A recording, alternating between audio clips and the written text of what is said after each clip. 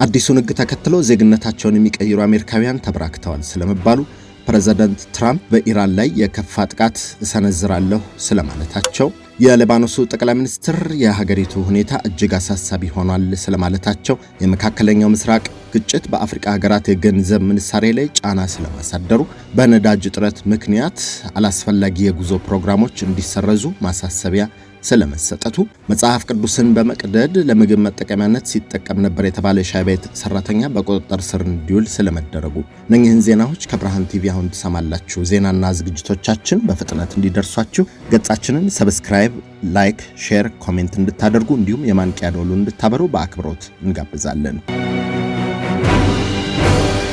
አዲሱን ሕግ ተከትሎ ዜግነታቸውን ወደ ካናዳዊያነት የሚቀይሩ አሜሪካውያን መበራከታቸው ተሰምቷል። በካናዳ ከዲሴምበር 15 2025 ጀምሮ የተሻሻለው ቢል C3 የተሰኘ ደንብን ተከትሎ በርከት ያሉ አሜሪካውያን ፊታቸውን ወደ ካናዳ እያዞሩ እንደሆነ ተመላክቷል። ቀደም ሲል ከካናዳ ውጪ ለተወለዱ የመጀመሪያ ትውልድ ብቻ ማለትም ካናዳዊ ዜግነት ካላቸው ቤተሰብ የተወለዱ ዜግነት ሲያገኙ ከዚያ በላይ ማስተላለፍ የማይቻል የነበረ ሲሆን አዲሱ ደንብ ይህን በማሻሻል ከዲሴምበር 15 2025 በፊት ለተወለዱ በእናት አባት አያት የካናዳ ዘር ላላቸው ሁሉ ዜግነት እንዲያገኙ ተፈቅዷል። በዚህም መሰረት ከዚህ በኋላ ቢያንስ ለ3 ዓመታት በካናዳ የኖሩ ሰዎች በዚህ የዜግነት ጥቅም ውስጥ እንደሚካተቱ መገለጹን ተከትሎ የካናዳ ዜግነት ለማግኘት የቀረቡ ማመልከቻዎች በ10 እጥፍ ሲጨምሩ የቤተሰብ መረጃ ወይም ሪከርድስ ጥያቄ ደግሞ በ1400 በመቶ ከፍ ማለቱ ተሰምቷል። 10 ወራትን የሚፈጀውን ሂደት አልፈው ካናዳዊ ለመሆን ዶሴዎቻቸውን እያንቀሳቀሱ ያሉ ሰዎች ከ50 ሺህ በላይ መሆናቸውን ያመለከቱት ብርሃን ቲቪ ያገኛቸው መረጃዎች በዚህ ልክ የአመልካች ጥያቄ የበዛባቸው ምክንያቶችንም ተዘርዝረው ተመልክተዋል። በቀዳሚነት የተነሳው ምክንያት በወቅታዊነት ካለውና ከጊዜ ወደ ጊዜ መረጋጋቱን ያጣው የአሜሪካ ፖለቲካና ምጣኔ ሀብት ያስከተለው ስጋት እንዲሁም ሰዎች አንድ ቦታ ላይ ተወስኖ ከመኖር ይልቅ ተዘዋውሮ ለመስራት ሲፈልጉ የፕሬዝዳንት ትራምፕ አስተዳደር የጣለው የተጋነነ የፓስፖርትና የቪዛ ዋጋ የማይሞከር በመሆኑ የሚሉ ጉዳዮች ተነስተዋል። በዚህ ምክንያት አዲሱ የካናዳ ዜግነት መብት ደንብ አስተማማኝ አማራጭ ሆኖ መቅረቡ ተመላክቷል። ፕሬዝዳንት ትራምፕ በኢራን ላይ የከፋ ጥቃት እንደሚሰነዝሩ አስጠንቅቀዋል። የአሜሪካው ፕሬዝዳንት ዶናልድ ትራምፕ መጋቢት 23 ቀን 2018 በሰጡት መግለጫ እየተባባሰ በመጣው ጦርነት ዙሪያ ጠንካራ ማስጠንቀቂያዎችን ያስተላልፉ ሲሆን በሆርሙዝ ሰርጥ መዘጋት ምክንያት በዓለም አቀፍ የነዳጅ አቅርቦት ላይ የተጋረጠውን ስጋትም አሳንሰውታል። ፕሬዝዳንቱ ስለ ስትራቴጂካዊው የሆርሙዝ ሰርጥ በሰጡት አስተያየት አሜሪካ ከማንኛውም መስተጓጎል ነፃ መሆኗን ገልጸው የአሜሪካ በሆርሙዝ ሰርጥ በኩል የምታስገባው የነዳጅ ምርት የለም ማለት ይቻላል፣ ወደፊትም አታስገባም፣ አያስፈልገንም ያሉት ትራምፕ በመንገዱ ላይ ጥገኛ የሆኑ ሀገራት ግን ለመተላለፊያው ጥንቃቄ ሊያደርጉና ሊንከባከቡት ይገባል ብለዋል። በዓለም አቀፍ የኃይል ገበያ ላይ ስጋቶች ቢኖሩም ትራምፕ ግጭቱ ሲያበቃ ሁኔታው በራሱ እንደሚፈታ እምነታቸውን ገልጸዋል። ይህ ግጭት ሲያበቃ ሰርጡ በተፈጥሯዊ ሁኔታ ይከፈታል፣ ምክንያቱም ኢራን አገሪቱን መልሶ ለመገንባት ነዳጅ ከመሸጥ ውጪ ሌላ አማራጭ የላትም ያሉ ሲሆን የነዳጅ ዋጋ በፍጥነት እንደሚቀንስና የአክሲዮን ገበያም እንደሚያገግም ተንበየዋል። የአሜሪካው ፕሬዝዳንት ወታደራዊ ዘመቻው በቅርቡ እንደሚጠናከር ሲጠቁሙ የአሜሪካን ወታደራዊ ግቦች በአጭር ጊዜ ውስጥ ለማጠናቀቅ መንገድ ላይ ነን፣ በሚቀጥሉት 2 እና 3 ሳምንታት ውስጥ እጅግ በጣም ከባድ ጥቃት እንሰነዝራለን፣ በጣም በአጭር ጊዜ ውስጥ ወደሚገባቸው የድንጋይ ዘመን እንመልሳቸዋለን ሲሉ አስጠንቅቀዋል። ከዚሁ ጋር በተያያዘ ዜና ፕሬዝዳንት ዶናልድ ትራምፕ የአሜሪካ ጦር ኃይል ኢራንን ወደ ድንጋይ ዘመን እንደሚመልሳት መዛታቸውን ተከትሎ የኢራን ባለስልጣናትም የበኩላቸውን የአጸፋ ዛቻ መሰማታቸው ተነግሯል። ሀታም አልአንቢያ ተብሎ የሚጠራው የኢራን ጦር ሰራዊት የዘመቻዎች እዝ ይህ ጦርነት እስከ ውርደታችሁ እስከ ውድቀታችሁ ዘላቂና የተረጋገጠ ጸጸታችሁና እጃችሁን እስክትሰጡ ይቀጥላል በማለት እንዳስጠነቀቀ የኢራን ብሔራዊ ቴሌቪዥን ጣቢያ ዘግቧል። በሚቀጥሉት 2 እና 3 ሳምንታት በኃይል እንደበደባቸዋለን፣ ወደሚገባቸው የድንጋይ ዘመን እንመልሳቸዋለን በማለት የዛቱት የፕሬዝዳንት ትራምፕን ንግግር ቀጥሎ ውይይቶች ቀጥለዋል ሲሉም የተደመጡ ቢሆንም ትራምፕ ስራውን እንጨርሰዋለን፣ በፍጥነት እንጨርሰዋለን፣ ለመጨረስ በጣም እየተቃረብን ነው ብለዋል። ፕሬዝዳንት ትራምፕ የኢራን ወታደራዊ አቅም መዳከሙን ቢናገሩም እስራኤል በበኩሏ በኢራን የሚሳኤል ጥቃት እንደተፈጸመባት ገልጻለች። የተባበሩት አረብ ኤሚሬቶች በወዲህ የአየር መከላከያዋ በድጋሚ ለሚሳኤልና የድሮን ስጋት ተጋላጭ እንደሆነ ምላሽ እየሰጠች እንደሆነ ማስታወቃለች። ሀታም አልአንቢያ ተብሎ የሚጠራው የኢራን ጦር ሰራዊት የዘመቻዎች እዝ ማዕከላዊ ዋና ጽሕፈት ቤት ቃል አቀባዩ ኢብራሂም ዞልፋቃሪ አሜሪካና እስራኤል የኢራን ወታደራዊ አቅምን በተመለከተ የሰሩት ትንተና ጎዶሎ ነው በሚል ገልጸዋል። በሌላ በኩል አሜሪካ በሲቪል መሰረተ ልማቶች ላይ የምትሰነዝረው ጥቃት የሞራል ውድቀት ማሳያ ነው ሲሉ የኢራን የውጭ ጉዳይ ሚኒስትር ተችተዋል።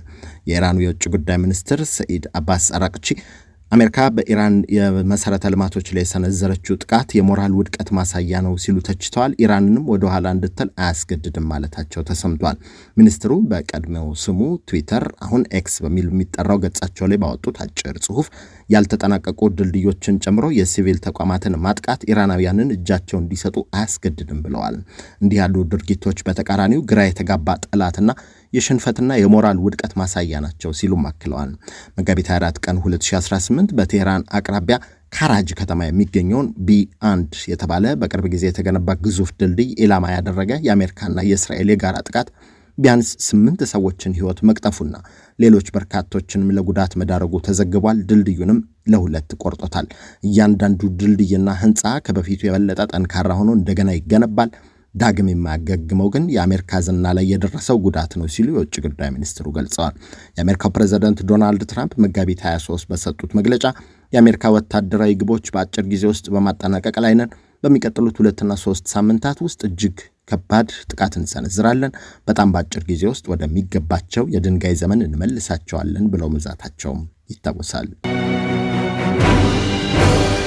የሊባኖሱ ጠቅላይ ሚኒስትር በአገሪቱ ያለው ሁኔታ እጅግ አሳሳቢ መሆኑን ገልጸዋል። የሊባኖሱ ጠቅላይ ሚኒስትር ናውፍ ሰላም በአገሪቱ ያለው ሁኔታ እጅግ አሳሳቢ መሆኑን ገልጸዋል። ይህን ያሉት የእስራኤል ጦር በደቡባዊ ሊባኖስ እያካሄደ ያለውን መጠነ ሰፊ ወረራ ተከትሎ የተፈናቃዮች ቁጥር እየጨመረ በመምጣቱ ነው። ጠቅላይ ሚኒስትሩ በአሁኑ ወቅት ቁጥራቸው ከ1 ሚሊዮን በላይ የሊባኖስ ተፈናቃዮች የጦርነቱ ዋነኛ ሰለባዎች ሆነዋል ብለዋል። በደቡባዊ የሊባኖስ መንደሮች በጦርነቱ መሃል በከባድ ችግር ውስጥ ጸንተው ለቆዩት ሊባኖሳውያን ከፍተኛ አክብሮት እንዳላቸው የገለጹት ጠቅላይ ሚኒስትሩ መንግስት የሚፈልጉትን ሁሉ ለማቅረብና ለመደገፍ ቃል ገብቷል ብለዋል። መጋቢት 17 የእስራኤል ጦር ከዛህራኒ ወንዝ በስተደቡብ የሚገኙ ነዋሪዎች በሙሉ በአስቸኳይ ወደ ሰሜን አካባቢ እንዲጓዙ ካልሆነ ግን ለህይወታቸው ኃላፊነት እንዲወስዱ የሚገልጽ ማስጠንቀቂያ ማሰማቱ ይታወቃል። የእስራኤል ጦር ቃል አቀባይ ትዕዛዙን የማይፈጽሙ ግለሰቦች በእስራኤል ወታደራዊ እንቅስቃሴ ለህይወታቸው አደጋ ሊጋለጡ እንደሚችል ማስጠንቀቆ ነው። ባለፉት 2 ሳምንታት ብቻ ከ250 ሺህ በላይ ሰዎች ሊባኖስን ጥለው የሸሹ ሲሆን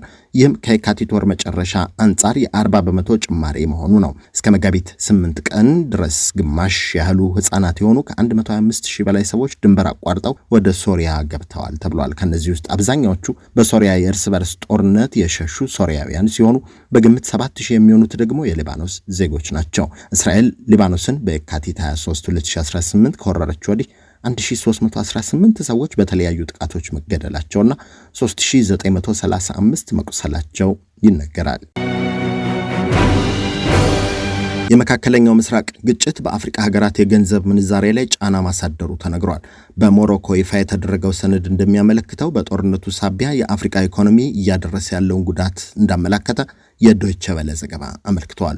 በአፍሪካ ህብረት፣ በአፍሪካ ልማት ባንክ፣ በአፍሪካ ኢኮኖሚ ኮሚሽን እና በተባበሩት መንግስታት የልማት ፕሮግራም የተዘጋጀው ሰነድ ከጠቀሳቸው ነጥቦች መካከል በግጭቱ ምክንያት የ29 የአፍሪካ ሀገራት የገንዘብ ምንዛሬ መጠን መቀነሱ ይገኝበታል። ከሞሮኮ በስልክ ለዶይቼ ቬለ አስተያየታቸውን የሰጡ የተባበሩት መንግስታት ድርጅት ረዳት ዋና ጸሐፊና የተባበሩት መንግስታት የልማት ፕሮግራም የአፍሪካ ቢሮ ዳይሬክተር ይህንኑ ማስረዳታቸውንም ዶይቼ ቬለ አስነብቧል። አሁን ሪፖርት የተደረገው በዋነኛነት ከአሜሪካ ዶላር አንጻር ነው። የምንዛሬ መጠኑ የተሰላው ነዳጅ፣ ዘይትና ማዳበሪያ ለማስገባት ዋነኛው መገበያያ ከሆነው ከዶላር አንጻር ብቻ ነው። የነዳጅ ግብይት በአሁኑ ጊዜ በአብዛኛው የዶላር ግብይት ሆኗል። በዓለም አቀፍ ንግድ ውስጥ ለውጭ ተቋማት የሚከፈለው ገንዘብም የሚወሰነው በዚሁ ነው። እናም የምንዛሬ መጠኑ የተሰላው ከዶላር አንጻር ነው ብለዋል። የበለጠ ተጽዕኖ እያሳደረ ያለውም ነዳጅ አምራች ባልሆኑ አገራት ላይ መሆኑን ረዳት ዋና ጸሐፊዋ ምስራቅ አፍሪካን በምሳሌነት በመጥቀስ ለዶይቼ ቬለ ማስረዳታቸውን ተመላክቷል። በምስራቅ አፍሪካና በአፍሪካ ቀንድ የገንዘብ ምንጣሬ መጠን መቀነስ ያጋጠማቸው የተወሰኑ አገራት መካከል ኬንያ፣ ኢትዮጵያ፣ ኡጋንዳ፣ ታንዛኒያ፣ ሶማሊያና ጅቡቲ እንዲሁም ደቡብ ሱዳን ይገኙበታል ነው የተባለው። እነዚህ ምጣኔ ሀብቶች ይበልጥ የተጋለጡት ከውጭ በሚገባ የነዳጅና የምግብ ግዢ ላይ በጣም ጥገኛ በመሆናቸው እንደሆነ ተገምቷል። እነዚህ ነዳጅ አምራች አገራት አለመሆናቸውን መመልከትም ይቻላል በማለት ማስረዳታቸውን ዶይቼ ቬለ አስነብበዋል። በነዳጅ እጥረት ምክንያት አላስፈላጊ የጉዞ ፕሮግራሞች እንዲሰረዙ ማሳሰቢያ ተሰጥቷል። የንግድና ቀጠናዊ ትስስር ሚኒስቴር በመካከለኛው ምስራቅ ጦርነት ሳቢያ በነዳጅ አቅርቦት ላይ ያጋጠመውን ችግር ለመቋቋም የሚያስችሉ ውሳኔዎችን ይፋ ሲያደርግ ማህበረሰቡ አላስፈላጊ የጉዞ ፕሮግራሞችን እንዲሰርዝና እንዲያቆም ማሳሰቢያ ሰጥቷል። የንግድና ቀጠናዊ ትስስር ሚኒስትሩ ካሳሁን ጎፌ ማክሰኞ ዕለት በሰጡት መግለጫ በመካከለኛው ምስራቅ የሚካሄደው ጦርነት በኢትዮጵያ የነዳጅ ግብይትና አቅርቦት ላይ ተጽዕኖ ማሳደሩን ተናግረዋል። የተፈጠረው አለመረጋጋት በኢትዮጵያ የነዳጅ ግብይትና አቅርቦት ላይ ሊያደርስ የሚችለውን ተጽዕኖ እንዲሁም መንግስት የሚከተላቸውን አቅጣጫዎች በተመለከተ ውሳኔ መተላለፉንም ነው ያመለከቱት።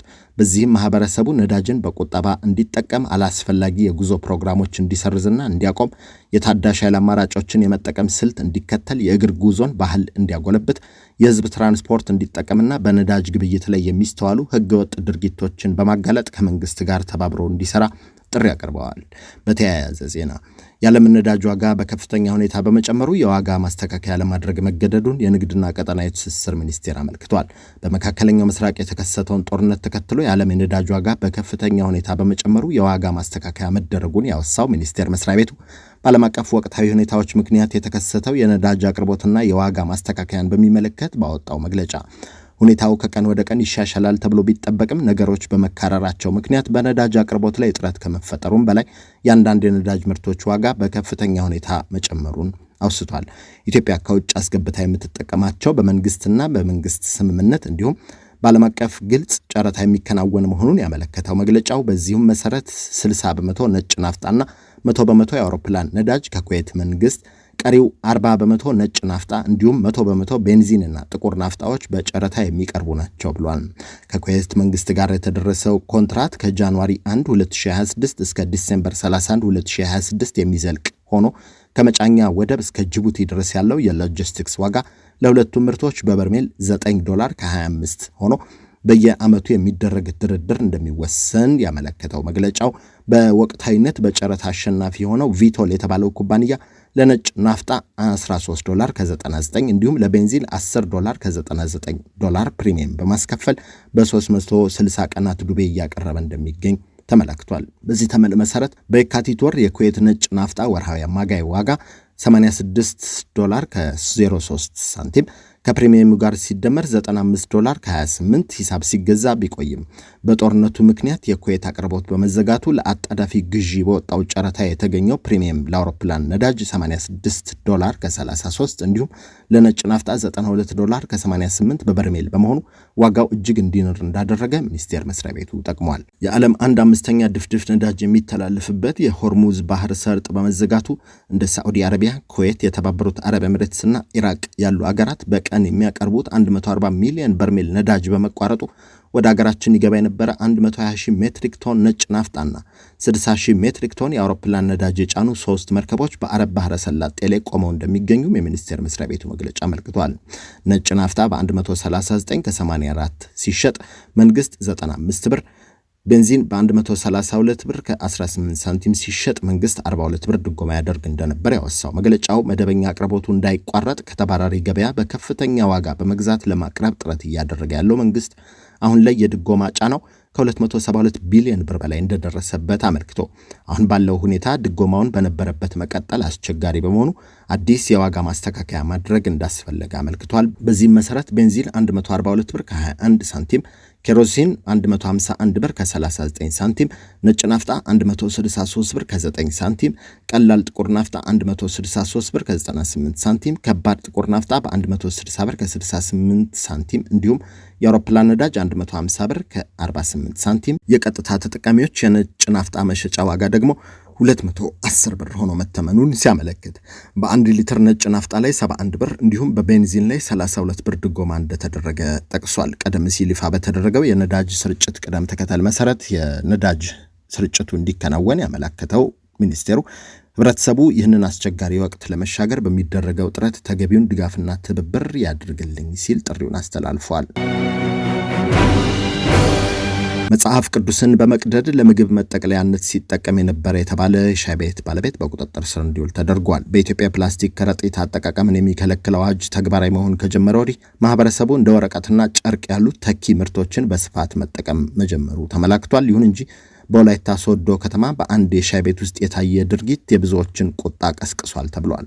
በወላይታ ሶዶ ከተማ አሮጌ አራዳ ተብሎ የሚጠራው አካባቢ ከጊዮርጊስ ቤተክርስቲያን ዝቅ ብሎ በሚገኝ አንድ ሻይ ቤት ውስጥ ቅዱስ የሆነውን መጽሐፍ ቅዱስ በመቅደድ እንደ ቦምቦሊኖ፣ ሳምቡሳና ቆቆር ያሉ ምግቦችን ለመጠቅለያነት ሲውል መታየቱ ብዙዎችን አሳዝኗል፣ ቅሬታም ፈጥሯል ሲል ታይምስ መረጃ አስነብቧል። ይህ ድርጊት የሃይማኖትን እሴት የሚጋፋና ክብርን የሚነካ ነው በማለት የአካባቢው ነዋሪዎች ቁጣቸውን መግለጻቸውን የጠቆሰው መግለጫው በመሆኑም የፖሊስ ድርጊቱን የፈጸሙ ግለሰቦችን በቁጥጥር ስር መዋልን አመልክቶ አስፈላጊው ምርመራ እንዲደረግና ተገቢው የሕግ እርምጃ እንዲወሰድ ጥሪ መቅረቡንም አስነብቧል። ከብርሃን ቲቪ ዜናና ዝግጅቶቻችን በፍጥነት እንዲደርሷችሁ ገጻችንን ሰብስክራይብ፣ ላይክ፣ ሼር፣ ኮሜንት እንድታደርጉ እንዲሁም የማንቂያ ደወሉን ብታበሩ በአክብሮት እንጋብዛለን። ጤና ይስጥልን።